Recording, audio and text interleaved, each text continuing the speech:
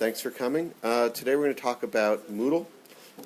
Just sort of a quick review of sort of some real basics, what it is, how it works, and then we can go into some of the different modules in it, and again, make this interactive, have questions, please ask, and some things work better than others, and we'll get them to work or not. We'll see how it goes. So, Moodle. It's our learning management system. It is an open source project. There's about 80,000 sites around the world that are using Moodle. It has some name that stands for something, but it's something object-oriented. That's what the OO, it came around during the object-oriented period, so they got that in there. And M originally stood for Martin, which is the guy who created its first name, but now they've made it something like modular or something, modular object-oriented distributed learning environment, I think. At New College, we called it Noodle for many years, N-E-W, because we like to rename things. And then people would say, what the heck is Noodle? So we went back and said, hell, let's just call it, when we did a major upgrade about a year ago, we said, hey, let's call it what it is. It makes it easier because you could actually find the documentation if you searched for it, which is kind of nice. So we are now back to calling it Moodle. We're currently running version 2.6 of Moodle. It's 2.7 and 2.8 are out in various stages of release, and because of academic schedules and other schedules, we do updates about once or twice a year. We didn't do one between the fall and the spring this year. We'll do probably upgrade to 2.8, 2.7, 2.8, or 2.9 during the summer. So it's stable. Okay. Quick, brief review of how it works here. So enrollment. So any users. Anyone's part of the New College community is automatically added to the database of potential users in Moodle. So if you have a New College email address, you are in Moodle. Okay. If you are, again, New College email address, you're in Moodle. In terms of getting actually into a course, before the beginning of the semester, when the course request system is in place, anyone who signs up for a course through CRS, any students who sign up for a course through CRS, they are automatically added to Moodle. Okay. Once courses begin, we turn that feature off, which seems, well, why would you do that?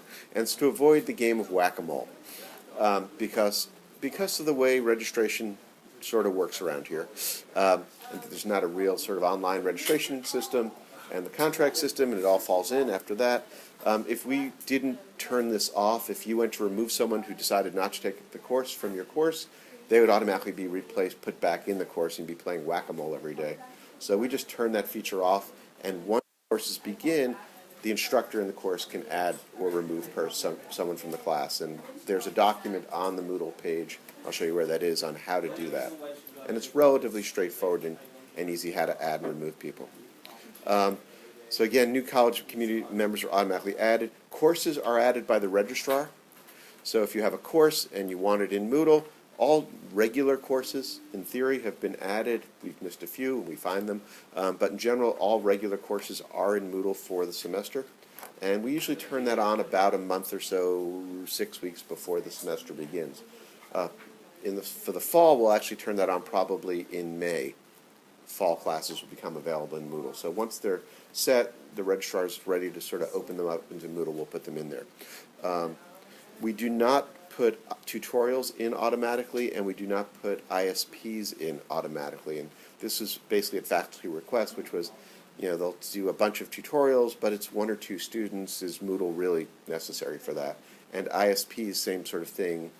They're small, 1 to 2, 3 students. Moodle might be a good solution, but maybe it's not. So if you want an ISP or a tutorial in there, you contact the registrar's office, and they will be happy to add your ISP or tutorial to it. Again, once the semester's begun, what happens then is they'll contact me, and I'll add you into the class, and as instructors, you can then add students. That make sense? Okay. And then for regular courses, also now, now the semester's underway, if you want to add or remove students, you do that yourself. Okay. So how does it work? Why don't we just go into Moodle? Oops, not the New York Times. Okay, or my email. So to get to Moodle, I think everyone probably knows how to do this already.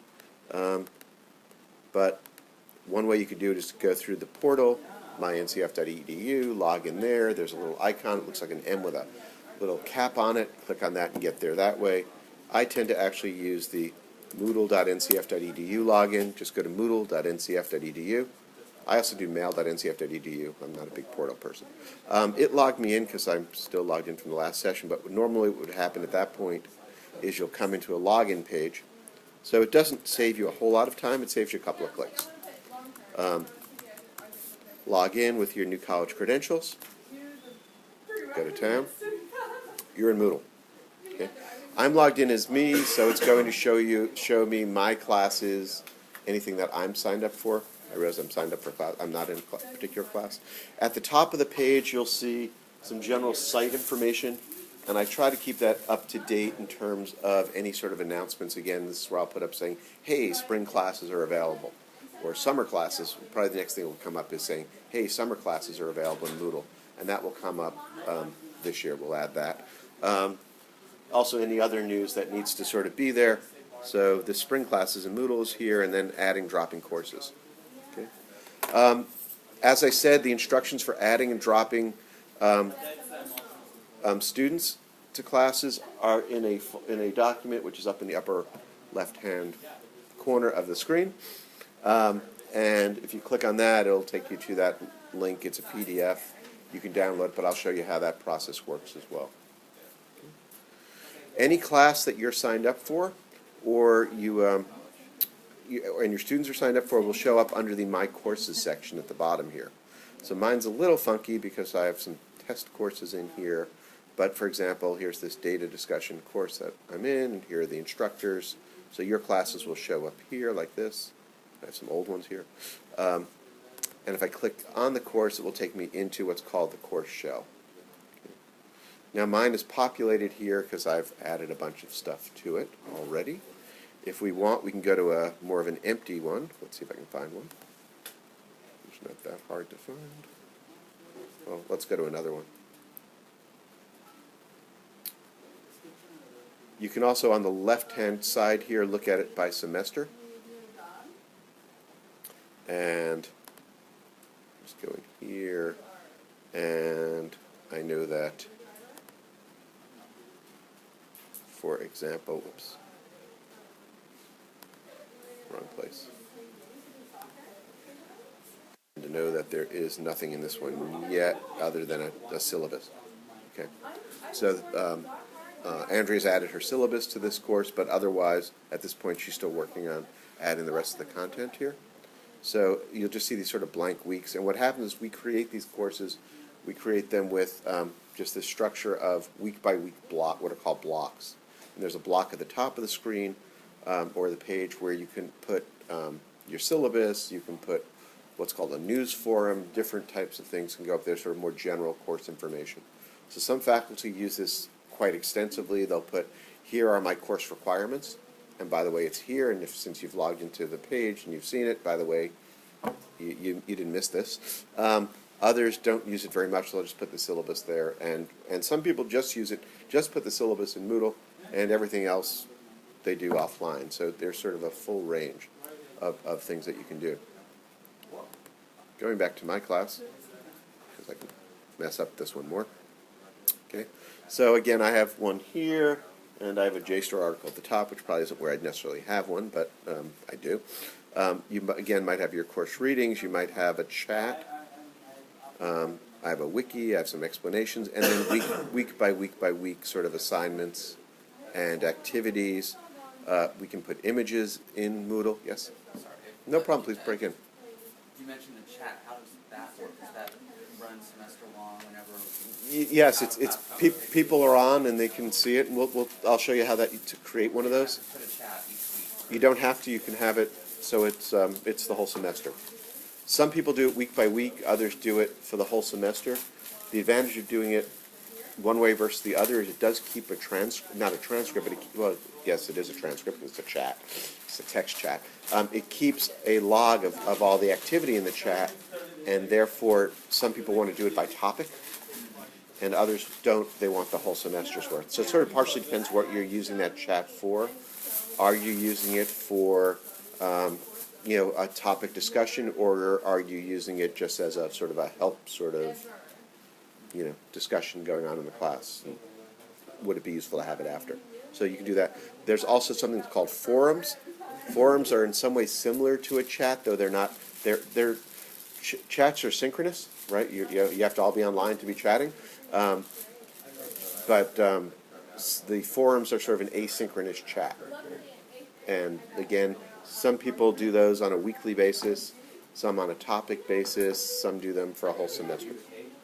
So, and how you use it, there's no right, wrong way. It really sort of comes down to what you're trying to do. We could also embed, again, assignments into Moodle. And sort of we'll go through some of the different things that you can add. But assignments allow you to put an assignment out, and then it can be, students can submit to that assignment. You can ask them to submit, by typing into the block itself, into the assignment module, or submitting a paper. You can allow multiple submissions. You can set deadlines. You can set hard deadlines. You can allow papers to be submitted after. You can do grading right through it. You can see who has submitted, who hasn't submitted. You can even do audio assignments. So you can do audio, let people submit audio recordings, which several of the language faculty use. I have a question about Yep. the due dates. It actually created a little bit of confusion in my classes last semester, because I would just sort of put it in the week that the assignment was due, and then Moodle would give a due date that was different than what I had on the syllabus. Yeah, so if you're going to use due dates, you need to change that, and I'll show you. Yeah. Okay. Yep. Yep.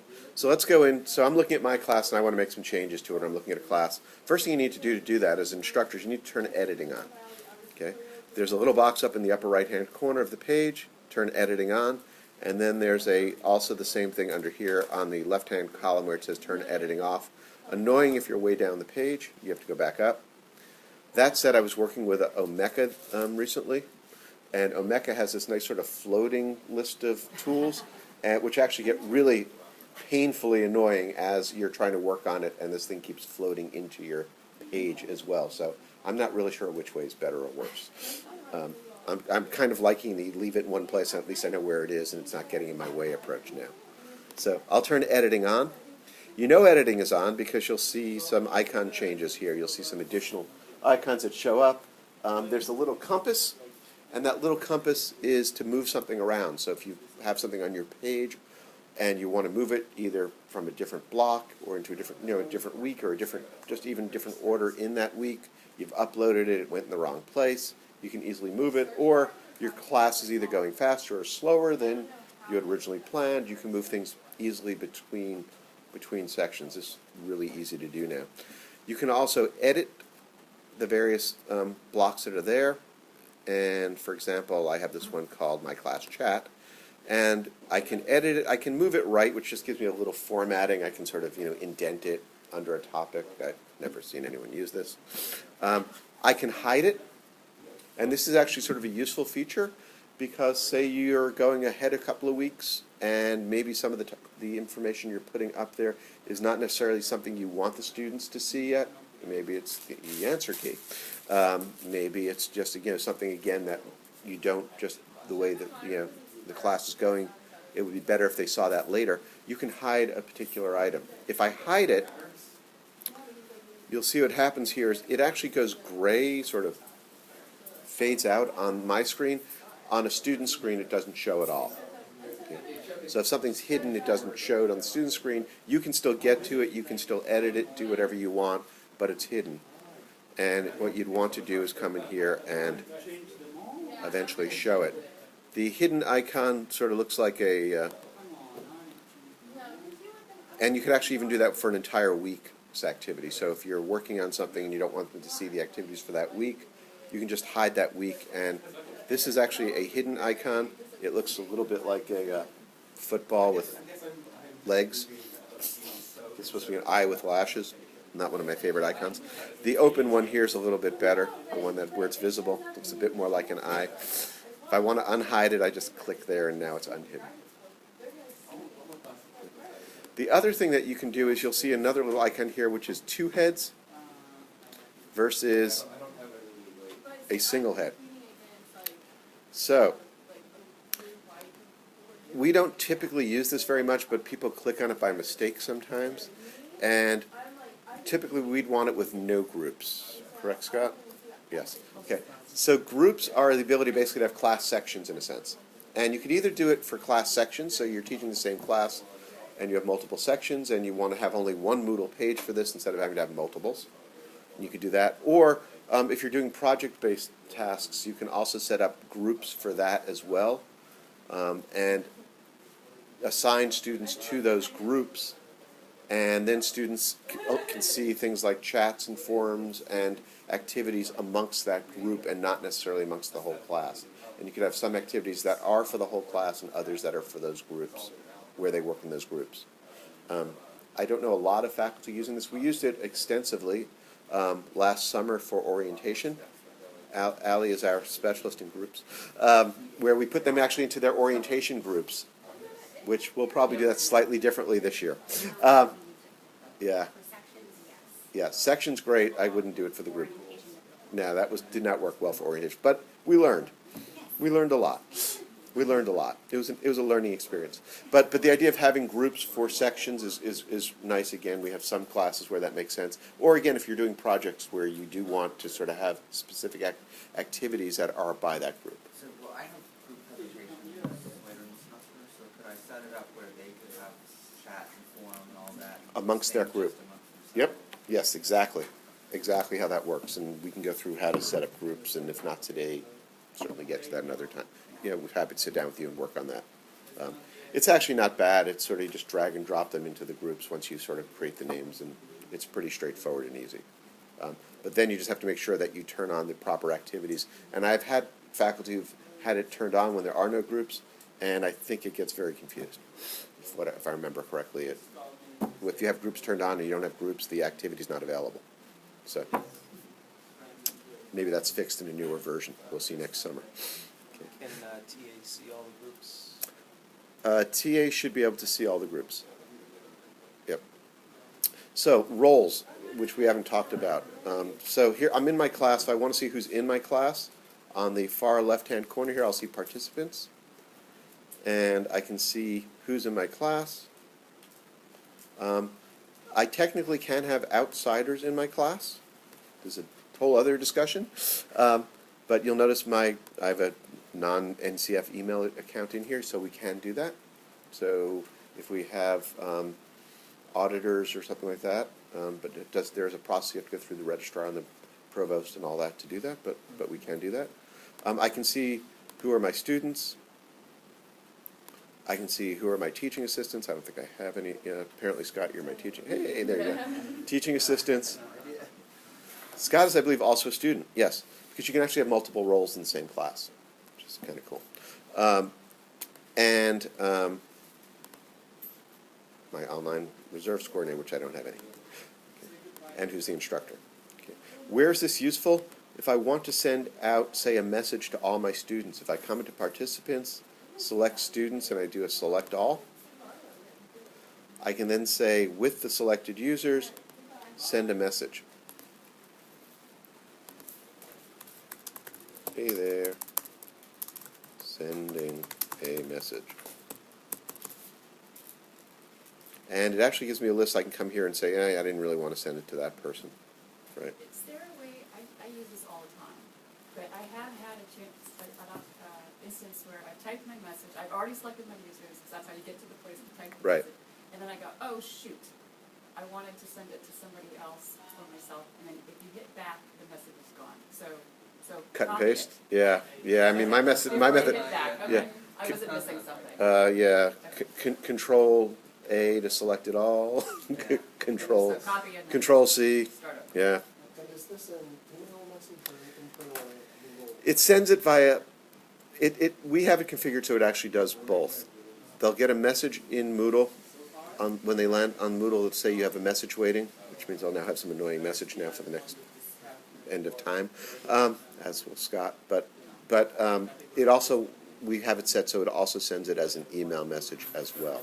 But it doesn't show up in your sent email. No, which is annoying. Yes, it does not show up in your sent email. So make sure you're on the recipient list. Yes, that's what I did. Myself. Yeah, that is a downside. It's sort of like sending yourself, an article from the New York Times or something.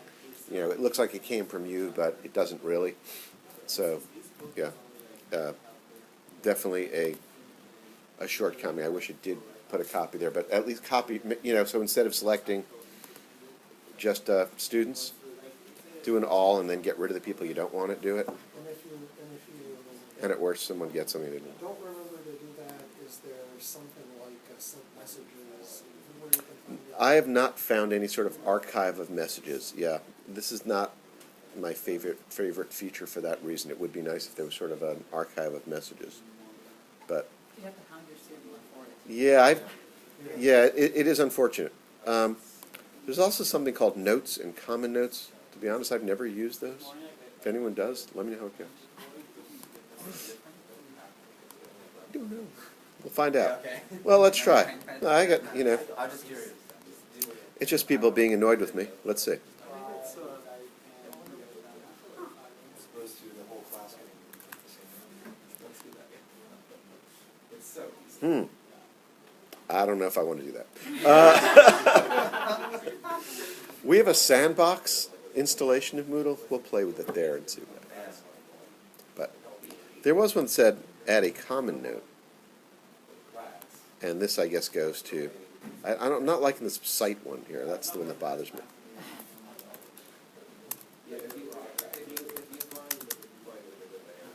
Note. Yeah. Okay. Yeah, I assume it will come as an email, but I didn't like where it said... On the actual page? I don't think so. Let's find out. I don't think so. How the news thingy? Doesn't seem to. I don't think so. No, on the course page. I'm on the course. Yeah, I'm there now. I don't have the courses showing. I don't have that block showing, but I can turn that on. Okay. So actually, on that topic, one of the features that some faculty like to use and others don't is something called what's called the news feed or the news forum.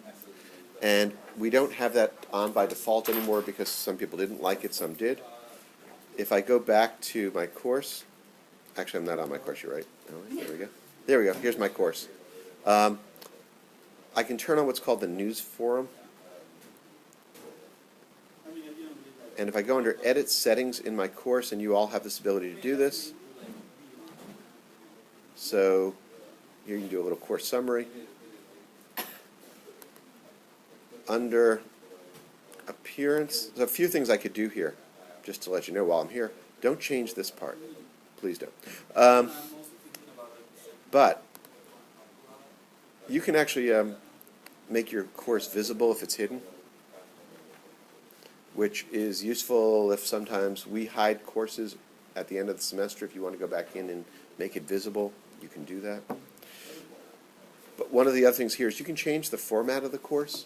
We do a weekly format, sort of by default, but if you wanted instead, you could do what's called a topic format. And what the topic format lets you do is it doesn't put dates. It creates those same blocks sort of things, but it doesn't assign dates to them. So if your course is more, not sort of standard weekly sort of format, you can do it in a topic format. Have you used that? I do it all the time because I've got the syllabus and I'm going to Right. it. So Yep. read that and Yep. then do this other stuff. Yep. Yep. So very easy. And again, you can just come in here. If I change to weekly format, actually go back to my course. You got to hit Save Changes. You could even do it after the fact. It works. And you'll see it just, well, it doesn't work. Sorry. It didn't work because I've already, Well, because they're already labeled. because I have labels in there. And But you should, if you go below the weeks, you should have some influence. my whole thing's labeled. Also, this course has been migrated over about 25 times, so I'm not sure this is really the best example. It would just say topic. It just says topic. Yeah. And you put the topic in for the week instead of the date. Right. And again, you could edit, right, you can come in and edit this. Oops. If I'm in that course, turn editing on. And yeah, I think it's because I've already, I can give it a different section name. And strangely enough, it looks like you can't do any formatting with the section name. Right. But if you want to have a formatted section name, you can just put a space in the section name so it's blank. And you know where the section is Right. in the text part. We are using, Oh, right. we use a specific, actually I never saved it apparently. Topics, let me try that again. Save again. Thought I saved it, maybe not. Here we go, topics. There we go. So now it says topic instead of week, right? Which is fine. And then you can just change it. You can change the word, it doesn't have to say topic one. Right? No, not at all. No, if I click on this little gear here, that's how I edit. Yeah. And now I can, instead of saying use the default one, just say, first week. Right, whatever. Lack of creativity here, sorry. Right, but it's weird, you can't do any separate capitalization, you can't do anything like Yeah. that. But then any text you put underneath it, you can have color, you can have. Oh yeah, go to town. We're using a particular theme, and in Moodle there are different themes, and different institutions use different themes. The one we are frankly using because it looks most similar to the old theme that we used in the older version, and is trying to have fewest changes possible. We did that. It's possible we'll change themes at some point to something that actually works a little bit better on like a tablet or such. There's a lot of wasted real estate on this with the 3 columns. There's a much better 2-column theme that I'd like to move to, and maybe later in the semester we'll put them out there for people to vote on and see if they like one better than the other. But there are pros and cons of all of them, honestly, as we sort of have played with them a bit. But yeah, you can do a little bit of formatting there. But right here, this part here, you can go to town. There's some basic formatting right above where it says format, next to where it says summary there. But next to where it says format, there's a little additional button there that gives me even more control, so I can do superscripts and subscripts and strike-throughs and underlines and change colors and background. I could have go to town. I can make this look like the worst hostage note ever seen, if I want to. I could also, again, embed links, embed other content, and put a video in, and I could do that right in that block, or put it as separate items below this sort of texty part there. Embed links. Can you actually embed content? Nice. A YouTube video. Yep. So, good question. In fact, there's one there, but I'll get rid of it. I think I might have lost the bear. I think I might have lost the bear playing tetherball. But say we wanted to add that back in. So, and I'll show you a different place that you can do it. But you can do it right in this sort of block here. You'll see up at the top here, there's an icon that says Insert Moodle Media. Now, if I know the URL for the YouTube video, I can just literally paste it in there as a link. But otherwise, I can actually take advantage of Moodle's ability to find these. Insert Moodle Media.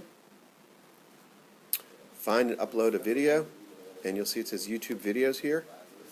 And it actually goes out and searches YouTube. So, beer playing tetherball. It's a great video. Okay, select that file. Insert, and what it looks like here is it just says tetherball bear. And save the changes. But what it will do is it will now put that video right in the course. What's kind of nice about it is I could also do things, sort of more useful, above that of saying, get rid of that link to the file here for now, is say something like, watch from, 1.03 to 2.22, then do assignment X, right? And I can come in here and I can bold it, put it in different colors, all that stuff, save the changes, and turn editing off. Usually it will show up right away, but sometimes. Can you do that? Oops, there did it go? Oops. First week, First week. you're going too far. I'm good. But it should be showing me the preview of it. I'm not sure what I did. Oh, the little, Should actually be showing me the video. The little video of the tetherball. Let's add a space and see if that makes.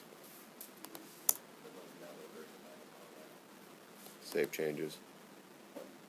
There we go. Carriage return. They were on the same one. Right, so watch from here, and then do the assignment sort of thing. And what's nice is if I do this, You can watch it right in line. Bear is amazing, by the way. Or you can actually have them pop it up full screen and watch that way. Quite good. I showed my kids it last night. He's really good. He's really good. Really good. Can you only do that with YouTube? I'm sorry? Can you only do that embed with YouTube? The embed like that, no, you can do it with other services, Vimeo, things like that as well. And you can do YouTube's easy. something for your own hard drive. You can do the issue with your hard drives, you have to upload that video to YouTube. Oh. Because, or now to Moodle, because it's not going to run, obviously it needs to be in Moodle to do that. And there are some size limitations, but you can do that. You can upload your own video. In fact, if I go back to, we'll go to second week, add an activity. You can do that in that block at the top, but you can also do it in various other ones. The one typically uses something called a label as a resource. We add it, and it looks like sort of like that same sort of thing. And here's the video one again. You don't even need to do the whole search for it. And here I can say upload a file, and I can upload that file. It has to be something that's web playable, so like a QuickTime file, .mov or something like that. You want to make sure it's in that sort of format. That's one of the advantages of doing something like even putting it up to a private YouTube channel, and that way it's visible, but you don't have to worry about how it's hosted and all that. It's just there. It's easy. This question. And just to let you know, in YouTube now, you can actually create a custom link for a video that Yep. will play the time for you. So if you only want to play from 1:30 to 2:20 on a Right. video, you can set that in there and it'll create a And those custom link parameters, for you. right. You could start at a certain point, you can end it at. I think so. I think you can. I think you can. Right. If you go to But you still have YouTube. to see the ads, though. Yes. Oh. The downside of I got you. Yeah. Don't Yeah. see the ads. the downside is you are stuck with the ads at this point. Yeah. But that said, yeah. So you can easily embed video images as well. So again, just click The part here. that I was trying to mess around with yesterday was actually doing the embedding link, the Mhm. embedded link, where you can control the frame size and all that sort of stuff. Is that something that's more advanced Moodle, I guess? Yeah, you can do that now. I also had an interesting question actually from Carrie Banish last week. She wanted to embed a YouTube video, but she wanted to put just the link to click on. She didn't want it to have that preview. And we're trying to, and it really wants to put that preview of that link there. And if like you're doing it in the middle of a paragraph, that's somewhat problematic. My recommendation to her was we actually used one of these web address shortening sites like tinyURL, and instead of putting the link for the YouTube link there, which it wants to blow out, we stuck the tinyURL link there and said, here's the video, and it works fine. So you couldn't do that just by doing the thing, not using the video? No, 'cause using the web? Yeah, because if I grab so if I go to YouTube, and I just go to YouTube, and grab whatever. Sure, why not? So if I just grab this link here for this video, which is right here, that'll do it. And I go back to the Moodle page, add it as again, a label or whatever. Yeah, so I wasn't thinking even of that, but it. Label is sort of the easiest. Between those options. So yeah, and I'll go through that in a minute. And now I just make this a live link. Sorry, you do have to make it a link. As soon as I make that a link, So what if you're in the text and you just type in the name and then it won't be do clickable. it as a link?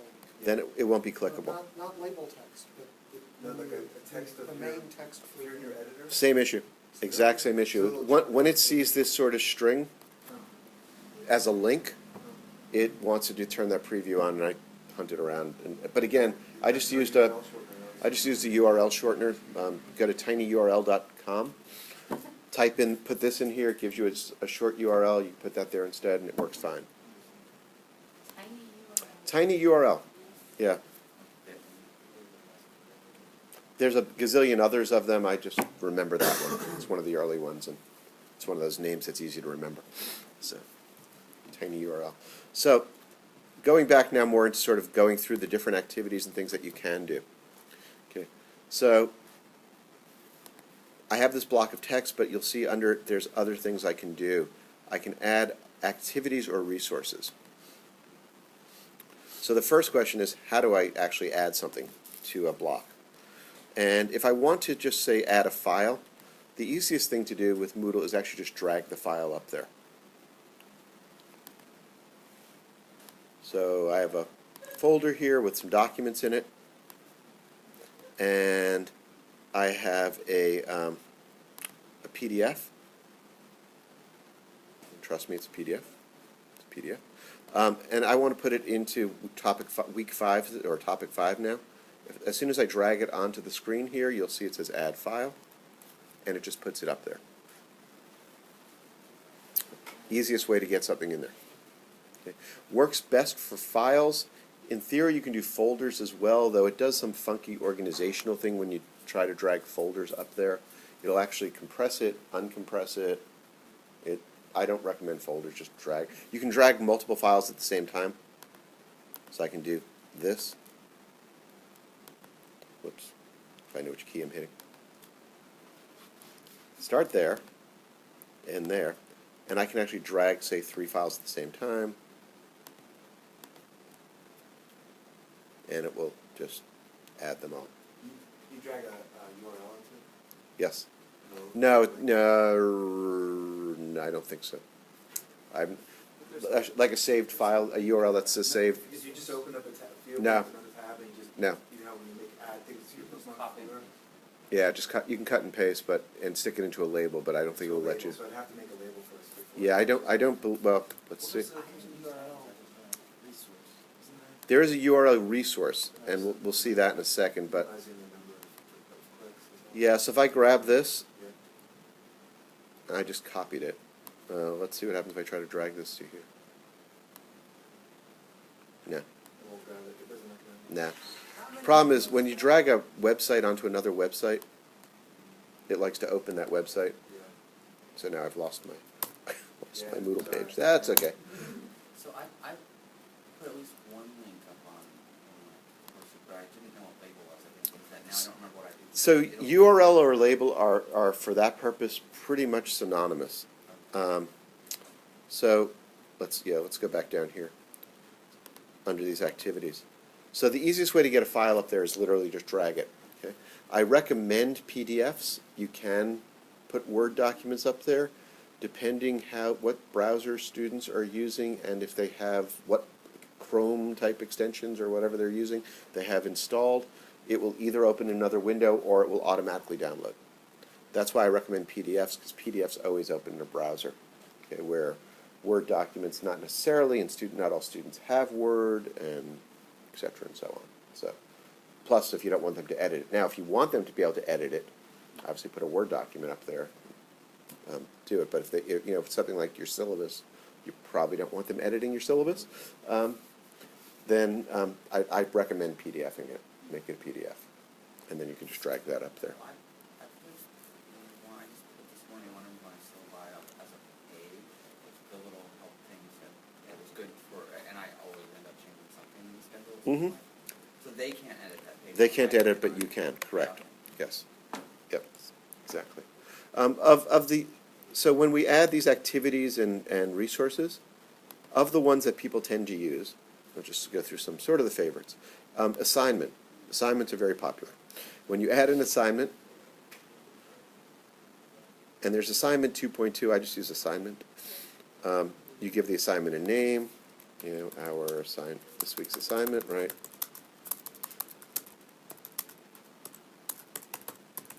Okay, you can give it an explanation of what the assignment is, yada, right? And here's, Steve, to your point about submission dates. So you can turn this off, and it doesn't worry about dates. Otherwise, you can set when do you allow submissions from and to, and a cutoff date, which is here's your soft deadline, here's your real deadline, right? Perfect for here. And always show the description or not. Can you set a default for the course to not show due dates? I don't believe you can, but we can look into that. Okay. You can say how many upload files they can upload, and again, sometimes there is only one, other times you do actually want multiple files potentially. You can set an upload load limit. Nobody's probably submitting files that are bigger than 5 gigabytes, please. But you can make it smaller, so if you don't want to read as much, make it smaller.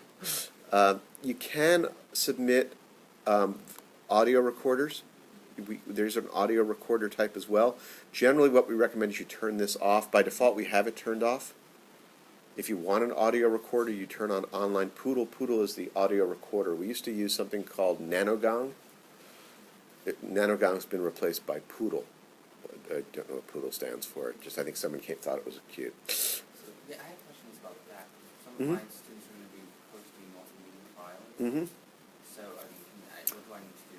So a Post multimedia videos or file record versus- on their phone? So Poodle is really a recording module. So it will let you actually record in Moodle. Do they- If they're do they submit- have to use that? If you're using Poodle, you do. Otherwise, if you want to allow them to submit a multimedia file, it's just a file submission, Okay. and they just put an MOV file or a WAV file or an MP4 or MP3, whatever it is. They can just put that up there instead. Right. If they just drag that up there instead. So I don't have to do anything special? No, to in allow- fact, I would make sure online Poodle's off. Oh, really? Yeah, the only time I use Poodle One of my is students couldn't post I think a photo. Poodle should not have any impact on that. No, because it's really meant for, it's audio and video recording, which is one of the things that Poodle allows also. It should be allowed, file submission photos should be okay. Ask her what format it was.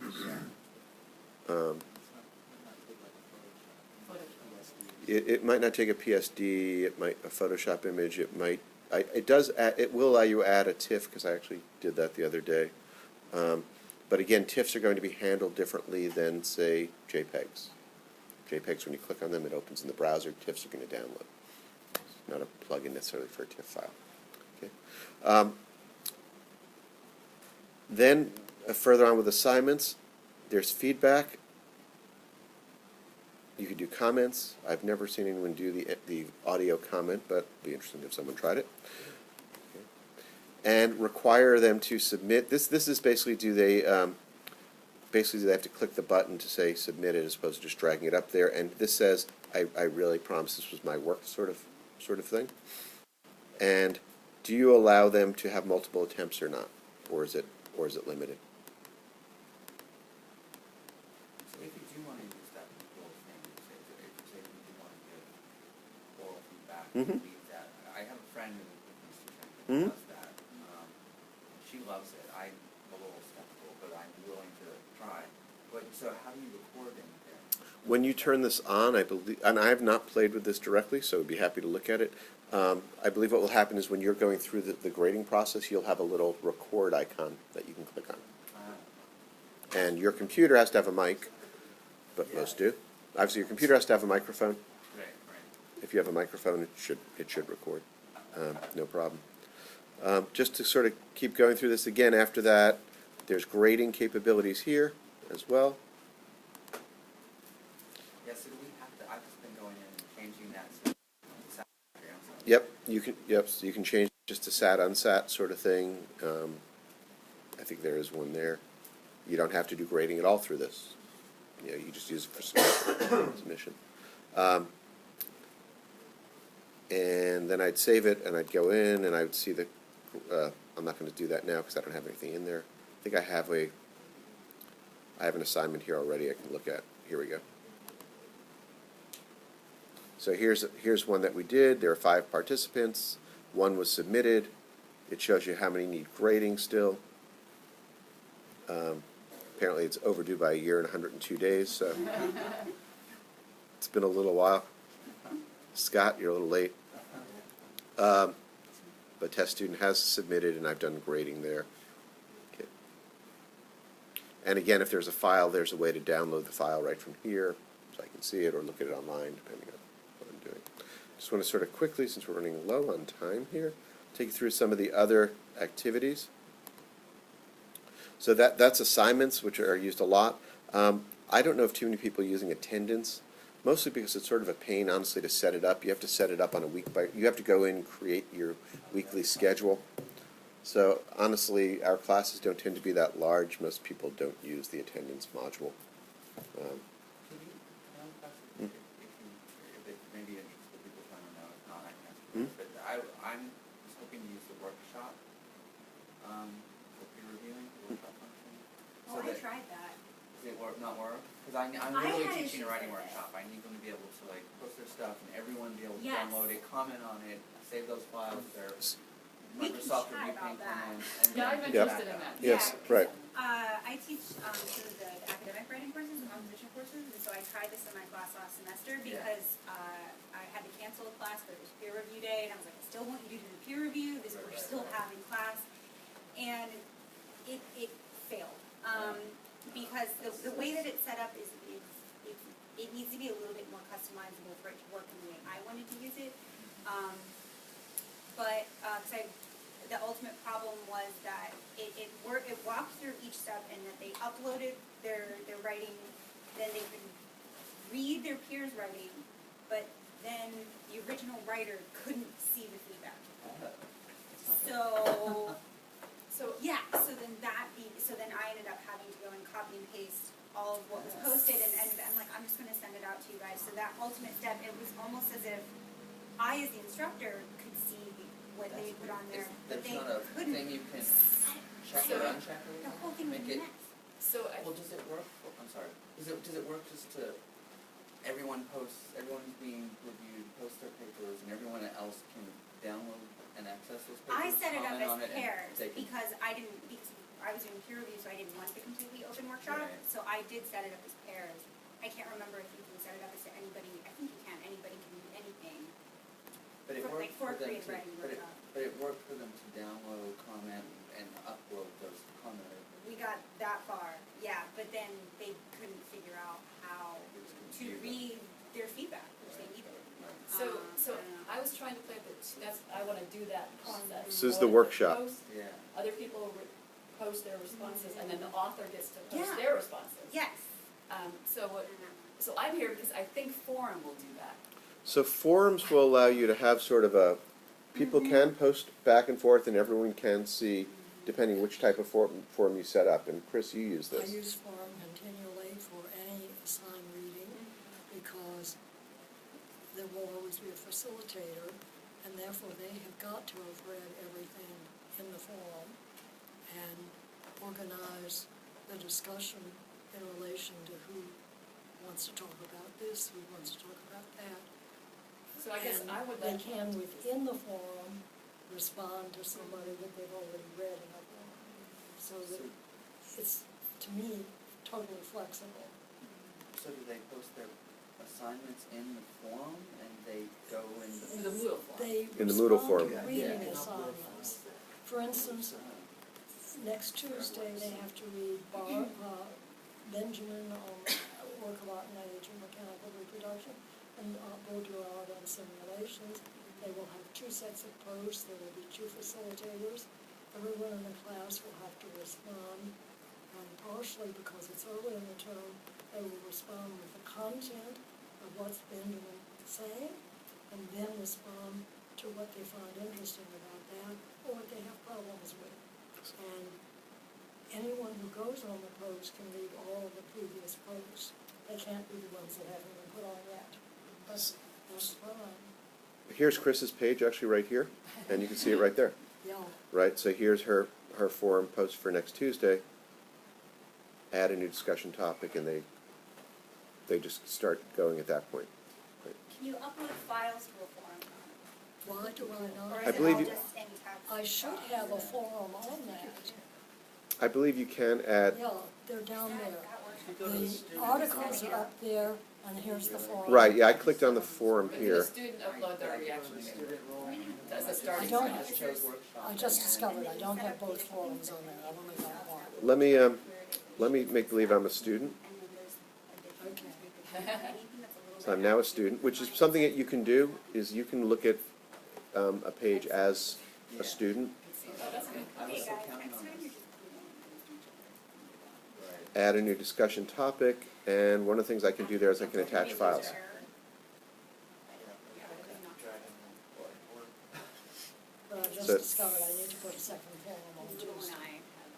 You had to- Post separately, because Benjamin and Baudrillard Yeah, you can't, are not easily discussable at the same time. yeah, so when you're in the discussion topic, yes, you can add Yeah, okay. So drag and just drop like- files.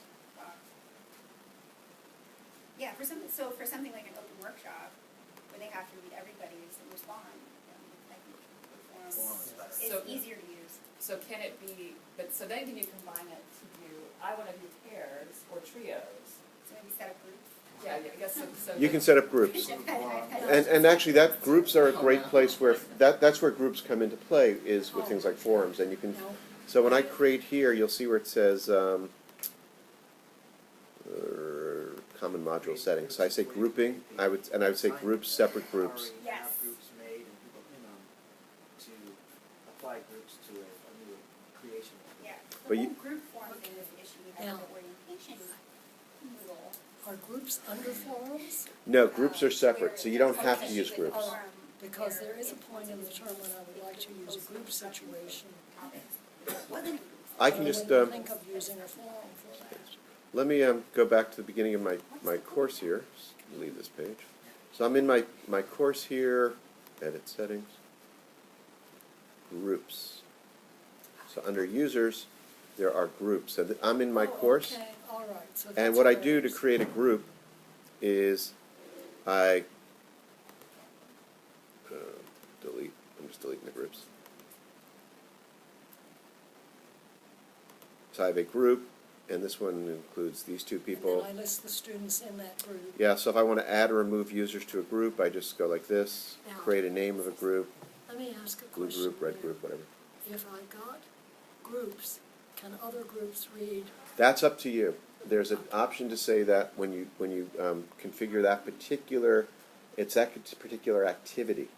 Do you want it to be so only people in that group can do it, see it, or everyone can see it, but only the people in that group can? Can enter it. Okay, And all what right. does the student That's what I- see? So the student who's been assigned to one, say I've got 3 groups, Right? and they're assigned to one of those groups, how do they get to their group? Does it only show up on It will their only group? show up, yeah, because they're part of the group. For them, their They won't see the activity, other 2 groups even exist. Correct. They can only click on they that can only one. click on So their, the right, listed potential members are what constitutes the group. correct, And then other people can look at that group and see, because yes. I like everything visible to the rest of the class. Right, so if I go back into, and if I, haven't broken this too badly, let's see. Under the group settings here, it says visible groups and separate groups, and what it says is, separate groups, each group member can only see their own group, others are invisible. Invisible group, each group member works in their own group, but can also see other groups. Yeah, okay. So what you would want to set up as visible groups, Okay, in your case, Chris, because what you're saying, you want them to work in their own group, but be able to see everything. yeah, because my topics, But say you had a situation where you didn't want the groups to see each other's work, because, whatever, then you can control that then you too. can control that as well. But if you set it to visible groups, they can only read the other 2 groups, Correct. but they can Oh, they still- participate in their own group. But they only participate in their own group. And then, and you only do this for those activities that you want this group split on, otherwise, make sure it says no groups, otherwise, everything So will you, be, so you will be grouped, assign it per activity. yes. And creating the groups, again, it's not a big deal, you just literally, it's sort of like, it's hide the And person's name and you drop have a it. default to no groups. It, by default, it should be So no we have to groups. select groups. no So it should default to no groups, but again, that said, I have seen, well, what happens is, and actually I think, Chris, I think you ran into this little head over here. If you click on it by accident, that's now turned this activity into a group activity. Oh, but I don't want it as group Which I activity. did. Yeah, and it's easy, yeah, it's very easy to do that. And then if you don't have groups set up, no one can get to it. So you wanna make sure that that's off. You wanna make sure that's really off if you want it Let me ask off. a question. then of course the students Where will there's say a that group. the day it's due, right? Yeah. Right. That has to be put under a particular week? No, it could be anywhere. It can be put up in the very beginning of the Mhm. class, okay, because I'm using a batch of tropes, and until they decide what they want to work on. Yeah, groups, they can be anywhere, and, because you create the group sort of outside it's in that class, but it's outside the chronology of the class. It doesn't Okay. really matter. So if they go to the pre-first week, then You could have a I group can put activity. them up there. Yes, in fact, this is the sort of pre-first week that I'm looking at there. Okay, Yeah. all right, Yeah. Any activity can have a group associated with it. okay. Because when I use forms, it's in a particular week Correct. because it's in relation to readings, but now, tell me how I get to that again? So for groups in the course administration, so on the sidebar here, course administration, under users, you'll see it says groups. Okay, Okay. One last thing I want to show before people go is how to actually add and remove students from a class. So I'm in my class, in that same users area here. Before we were looking at participants, how you send messages back to students. But here, to actually add and change students, it's a separate section. It's under this course administration, enrolled users. And this will show me everyone who's signed up for my course. Again, potentially through CRS, or you've manually added them. If I want to add someone else to this class, I click here where it says enroll users. I didn't pick the spelling. They went British on me. And I can say search for the person's name. And what role do I want to give that person?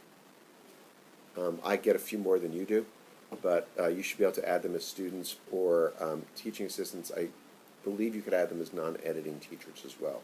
I think you can add everything below. You just can't add managers or whatever. And then you just click where it says enroll, but you have to make sure you hit this in finish enrolling students, because I can search for someone else at this point. So I can do a bunch at the same time. Okay. And say finish enrolling students. And at this point now, Michelle, you're in this class, and Chris, you're in this class. Okay. Now, when I go to remove someone from a class, there's two ways to do it.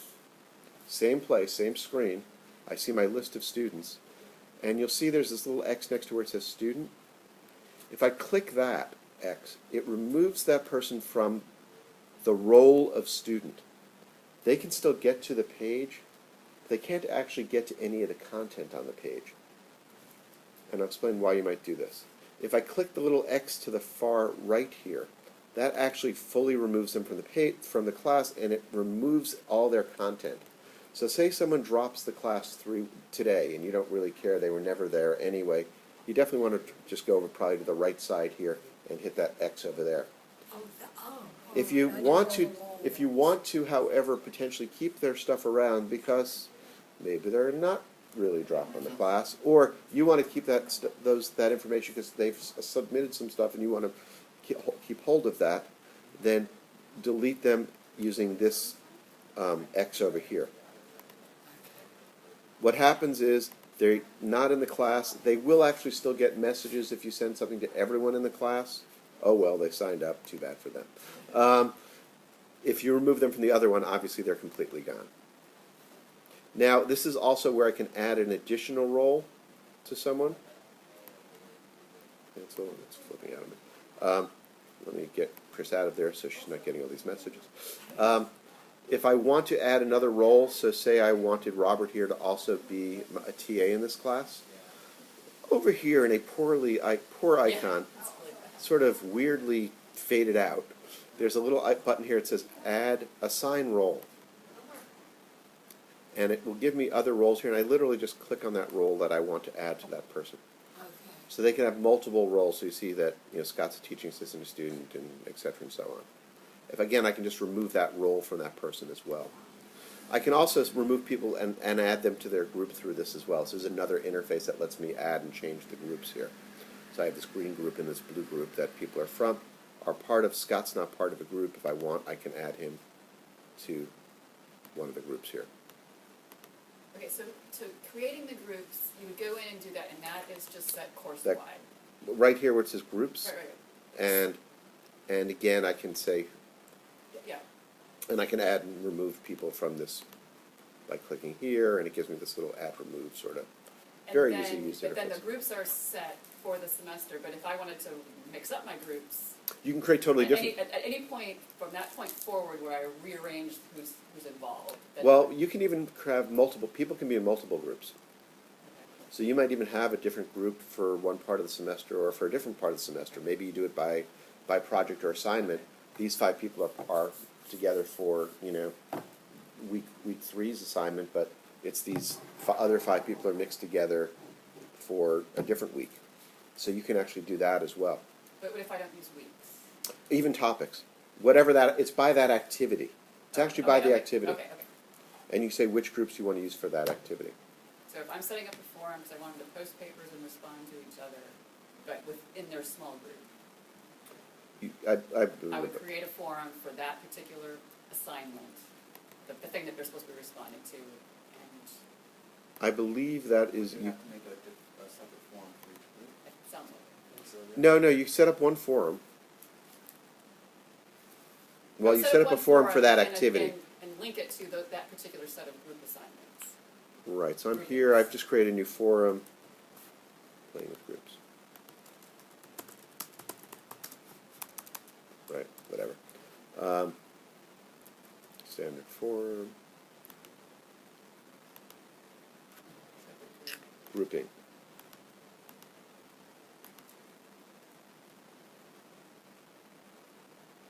So when you use this grouping capability, that's how you tell it which set of groups you're using. So Okay, that's yours under. came up as none, is that why? It's because I don't have any grouping set up. I have the group, but I only have 2 groups. So if I go back under groups, it's going to yell at me on this page. Then I can create groupings, which are groups of groups. Create groupings. I can say, week 1. Or whatever.